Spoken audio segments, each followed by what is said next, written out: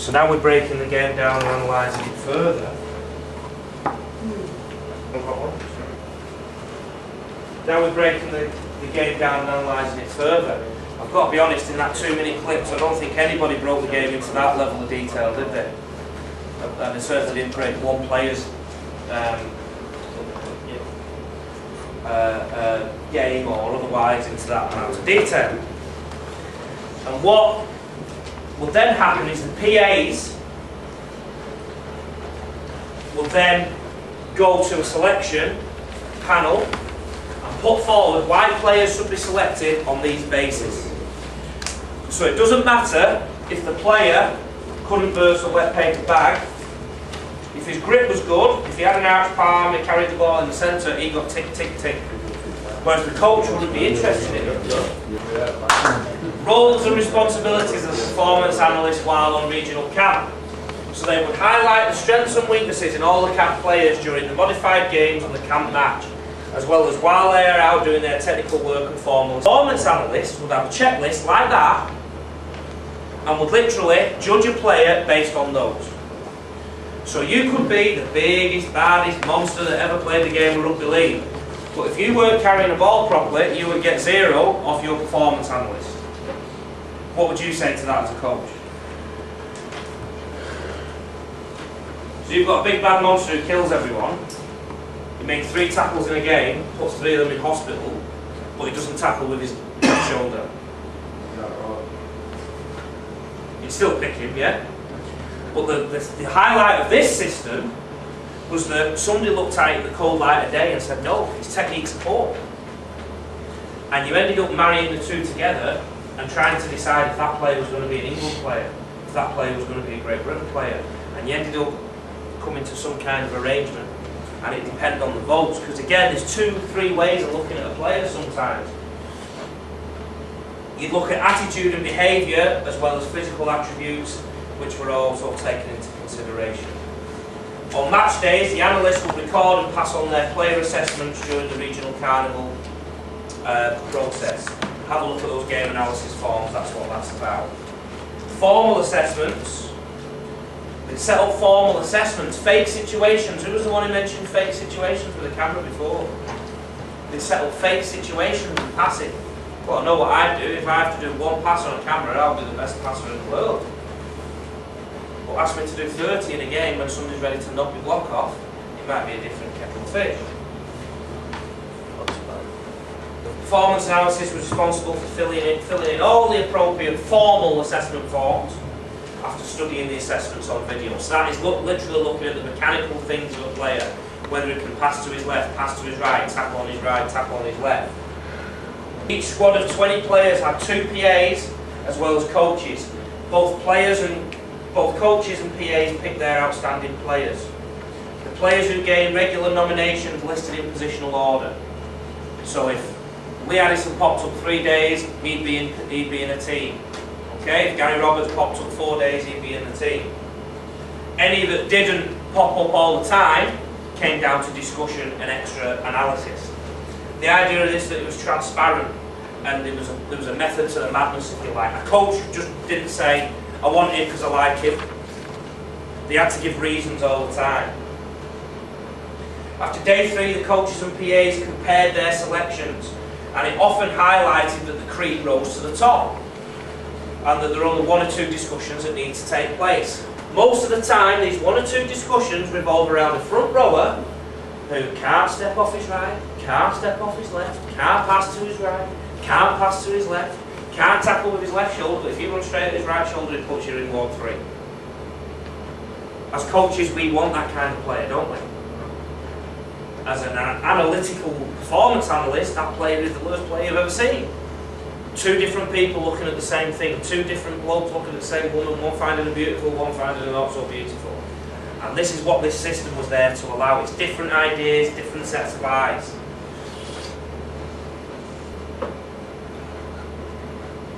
Key thing here is everyone had to put forward nominations with related evidence. So you had to give a reason why. If you wanted a player in, you had to say, I want him in because he knocks that player, puts him in 1-3 every time he tackles him. You had to justify it. Whereas the PA would go, I don't want that player because he keeps missing tackles on his left shoulder. He's going to be a liability when we get higher up and play against Australia. I think we selected all them for the last one. Where agreement can be reached, the players will be put down into the squad. Where agreement cannot be reached, the regional head coach and one PA go away and watch the video before having a final selection meeting.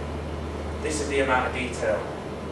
But again, the regional head coach has the final say, so the coach might get his way with that big prop that does damage, but he must have supporting evidence, he must say why. The strengths of that kind of system are, it's very transparent, hard for people to select favourites. You can't select all your club if you're a junior club coach and you're going into a rep. It's based on evidence and the emotion is removed. Provides a balance between opinions and fact-based decisions between your coach and your PA. You might get 1 or 2 calls at the end of the process off a disgruntled parent, but to be honest, previously, when one coach was picking 10 players from his own club, he used to get a lot more complaints. And it is a team effort. Difficulties here that coaches might have to coach players they're not comfortable with. There's too much emphasis, there could be too much statistical emphasis.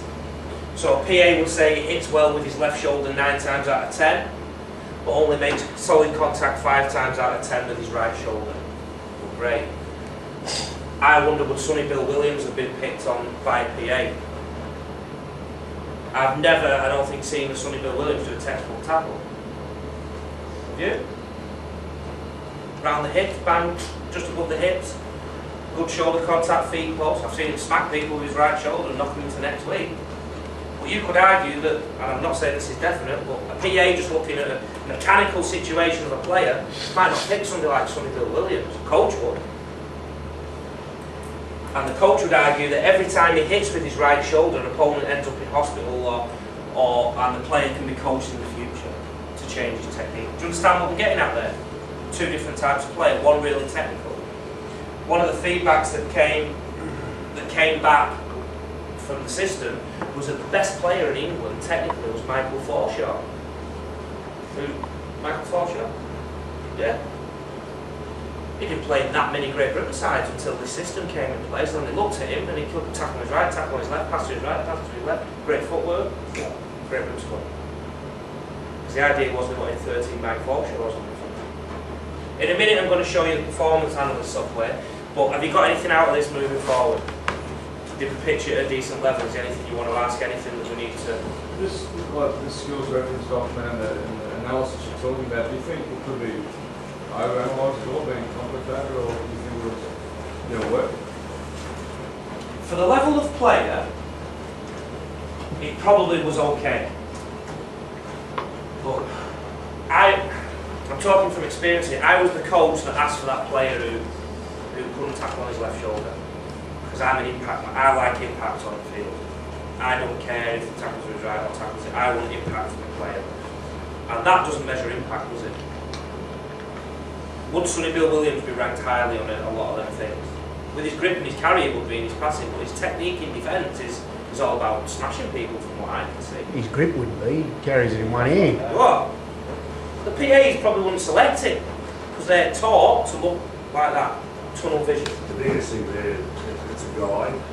Yeah. It's a guide. I think that's where you can get confused. You say a guide, but it's not the Bible type of stuff, you know. You use it as a guide and then you've got to make a decision. By listening, like, as you said, you like the impact player. So, in your position and what sort of team you want, did you want the impact player or did you want the player that was a perfect player that had no impact? Have a board. That's why you have a board. That's right. That's what Wait's system did. Yeah. You had to justify, so you had people that looked at it from an analytical point of view, and you had a coach that was quite emotional about that player. He coached him for a week or for a couple of sessions in a rep situation, and he was quite emotional about that player. So you get attached to people, don't you? You think, I can trust him. There's nothing on there about trust. There's nothing on there about going into the trenches. There's nothing in there about work rate. There's nothing in there about average meters gained. And this is what it ended up getting, a pretty round picture of the player. And it was really good because you could give a player feedback on his game, he might have scored 3 tries and he might be the biggest kid in the world. But when the rest of the boys catch up to him height-wise and strength-wise and size-wise, he's got to have some skills in his armoury, or else he's not going to develop as a player.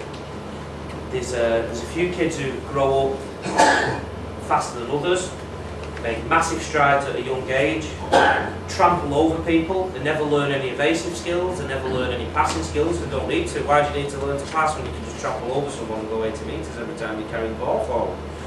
What happens when everyone gets to the same size, same weight, same skill level? When they're not scared to tackle you anymore? That player's got to learn from scratch all the time about how to tackle, how to run, etc, etc, etc. And this was exactly what you say. It was a